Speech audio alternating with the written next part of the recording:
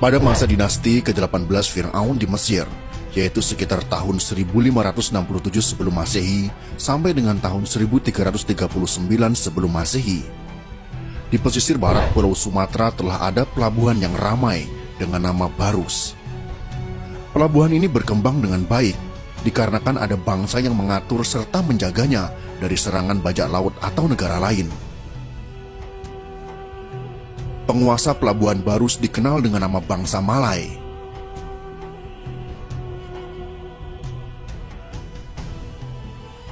Malay dalam bahasa Sanskrit atau Tamil berarti bukit atau gunung. Seperti namanya, bangsa Malay bermukim di sekitar perbukitan atau dataran tinggi. Asal-muasal bangsa Malay diperkirakan bermula dari 4 bangsa, yaitu Arab, Cina, Eropa, India, terkadang disingkat dengan Aceh. Sampai sekarang istilah Aceh masih dinisbatkan kepada keturunan bangsa Malay yang tinggal di ujung utara Pulau Sumatera.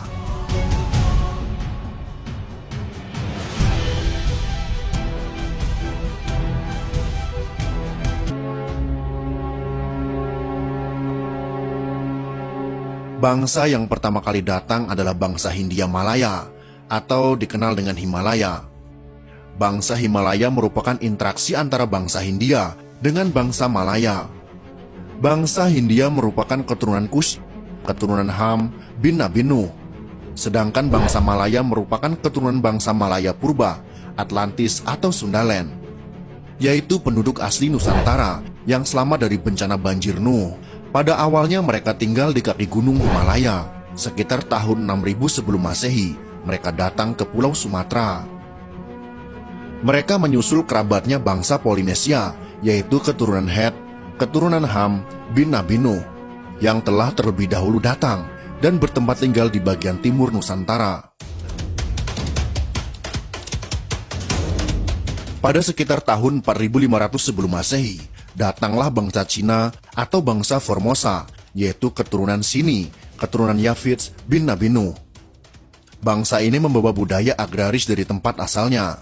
Setelah itu sekitar tahun 2500 sebelum Masehi, datang bangsa Eropa dan bangsa Troya atau Romawi Purba, yaitu keturunan Rumi, keturunan Yafis bin Nabi Nuh.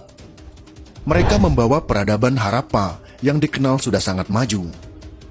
Dan terakhir sekitar tahun 2200 sebelum Masehi, datanglah bangsa Arab Purba atau bangsa Khabiru, yaitu keturunan Ad, keturunan Sam bin Nabi Nuh. Bangsa Khabiru adalah pengikut setia Nabi Hud. Mereka datang dengan membawa keyakinan monoteisme di dalam masyarakat Pulau Sumatera.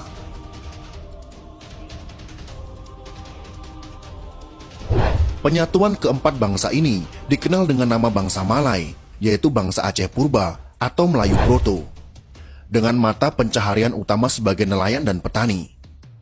Bangsa Malay sebagaimana leluhur pertamanya, yaitu bangsa Himalaya, mendiami daerah dataran tinggi, yaitu di sepanjang Bukit Barisan, yang membentang dari pegunungan Pusat Gayo di utara sampai daerah sekitar Gunung Dempo di selatan. Bermula dari Bukit Barisan inilah, bangsa Malay menyebar ke pelosok Nusantara, seperti di Sumatera, Kalimantan, Sulawesi, Semenanjung Malaya, Siam, Kamboja, Sunda, Jawa, Bali, Nusa Tenggara, Maluku, dan Papua. Bangsa Malay pelindung Nusantara menurut para sejarawan. Bangsa Mongoloid begitu mendominasi daerah di sebelah utara Nusantara. Muncul pertanyaan, mengapa bangsa Mongoloid tidak sampai meluaskan kekuasaan sampai ke selatan? Bahkan Nusantara adalah daerah yang sangat layak untuk dikuasai. Daerahnya subur, serta tersimpan beraneka bahan tambang seperti emas, timah, dan sebagainya. Apa yang mereka takutkan? Jawabannya hanya satu, karena Nusantara ketika itu dilindungi bangsa Malay. Bangsa Malay dikenal memiliki kekuatan maritim yang kuat, dan bala tentaranya memiliki ilmu bela diri yang mumpuni.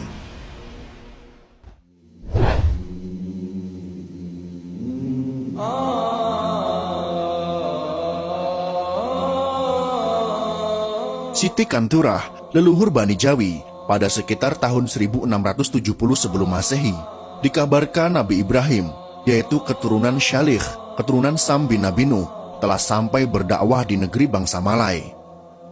Beliau diceritakan memperistri putri bangsa Malay yang bernama Siti Kanturah. Ada yang mengenalnya dengan Katurah atau Keturah. Dari pernikahan itu, Nabi Ibrahim dikaruniai 6 orang anak yang bernama Zimran, Joksan, Medan, Midian, Isbak, dan Su'ah. Dari anak keturunan Siti Kanturah inilah kelak akan memunculkan bangsa Media atau dikenal dengan Madian, bangsa Kaldea, dan bangsa Melayu Deutro. Berdasarkan perkiraan, Nabi Ibrahim hidup di masa dinasti Hyksos yang berkuasa di Mesir kuno, yaitu pada tahun 1730 sebelum Masehi sampai dengan 1580 sebelum Masehi. Sementara versi lain menyebutkan Nabi Ibrahim menikah dengan Siti Kanturah, yaitu pada sekitar tahun 2025 sebelum Masehi. Bangsa Melayu Deutro atau dikenal dengan Malay Muda yang saat ini mendiami Kepulauan Nusantara juga mendapat sebutan Bani Jawi. Bani Jawi yang berasal dari kata Bani, yaitu kaum atau kelompok. Jiwi, Ji yang berarti satu, Wi atau Widi yang berarti Tuhan. Jadi makna Bani Jawi atau Jiwi adalah kaum yang meyakini adanya satu Tuhan.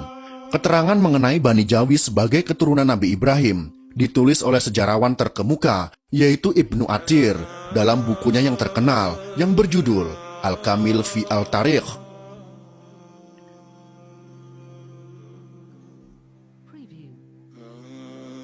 Catatan, Melayu Deutro adalah istilah yang digunakan oleh para sejarawan modern untuk mengidentifikasikan Bani Jawi, di mana Ibnu Athir menerangkan bahwa Bani Jawi adalah keturunan Nabi Ibrahim.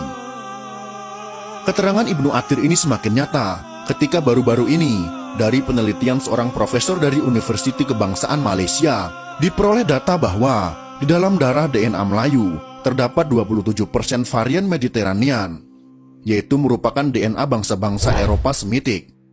Varian Mediterranean sendiri terdapat juga di dalam DNA keturunan Nabi Ibrahim yang lain, yaitu seperti pada bangsa Arab dan Bani Israel.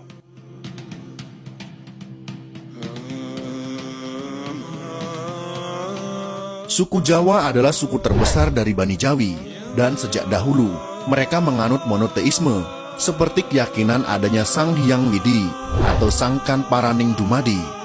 Selain suku Jawa, pemahaman monoteisme juga terdapat dalam masyarakat Sunda kuno. Hal ini bisa kita jumpai pada keyakinan Sunda Wiwitan. Mereka meyakini adanya Allah yang Maha Kuasa, yang dilambangkan dengan ucapan bahasa Nu Ngersaken, atau disebut juga Sang Hyang Keresa. Kesimpulan dari video ini adalah bangsa Nusantara yang terdiri dari banyak suku bangsa, terutama bangsa Jawa dan Melayu, merupakan keturunan dari Nabi Ibrahim. Mayoritas dari mereka menerima agama Islam sebagai agama yang mereka anut, karena ajaran nenek moyang mereka sangat mirip dengan ajaran Tauhid yang dibawa oleh Nabi Ibrahim. Itu semua dikuatkan lagi dengan penelitian DNA seperti yang sudah dijelaskan.